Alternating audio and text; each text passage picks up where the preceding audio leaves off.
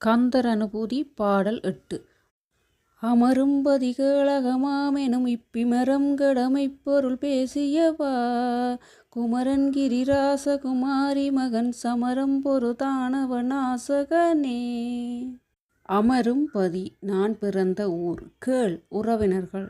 அகம் ஆம் நான் தான் எனப்படும். இப்பிமரம் கெட இந்த மயக்கம் அறிவு பிரமை கெட்டு ஒழிய. மெய்ப்பொருள் பேசியவா மெய்ப்பொருள் பேசியது என்ன ஆச்சரியம். குமரன் குமரக் கடவுள். கிரிராச குமாரி மகன் மலையரசனது மகளான பார்வதியின் புதல்வன். சமரம் பொரு தானவ நாசகனே போருக்கு வந்த சூரர்களை அழித்தவனே. தாம்பசிக்கும் ஊர் சுற்றம் சரீரம் இல்லம் என்கிற பிரமையொழிய மெய்ப்பொருளை உபதேசித்த ஆச்சரியத்தை எப்படி சொல்வேன். உபதேசம் செய்த குருநாதரே என்றும் இளையோன். நிலையான தன்மையுடையவராலேயே நிலையான பொருளை உணர்த்த முடியும். குமரன் என்ற வார்த்தைக்கு எப்பொழுதும் நிலையானவன் என கூறப்படும்.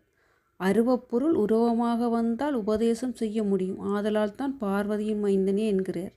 மும்மலச் சொரூபமான சூரனை அழித்தவனே நமது மலங்களையும் அழிக்க வல்லவன். ஆகவேதான் மெய்ப்பொருளாக இருப்பவரும் கருணையினால் உருவத்திருமேனி கொண்டவரும் மும்மலச் சூரனை அழித்தவருமாகிய முருகன் தனக்கு உபதேசித்து அருளியதால் தன்னை பற்றி இருந்த ஊர் சுற்றம் சரீரம் என்கிற மாயை தெளிய பெற்றேன் என்கிறார். இது விந்தை. ஏனெனில் அனாதியான ஆன்மாவை பற்றி இருக்கும் மாயை ஒழிவதென்றால் அது சொல்லனாத ஆச்சரியம் அல்லவா. செம்பில் இயல்பாகவே இருக்கும் களிம்பு தானாக நீங்குவது போல் மாயையிலிருந்து தெளிவு பெற்றேன் என்கிறார் அருணகிரிநாதர்.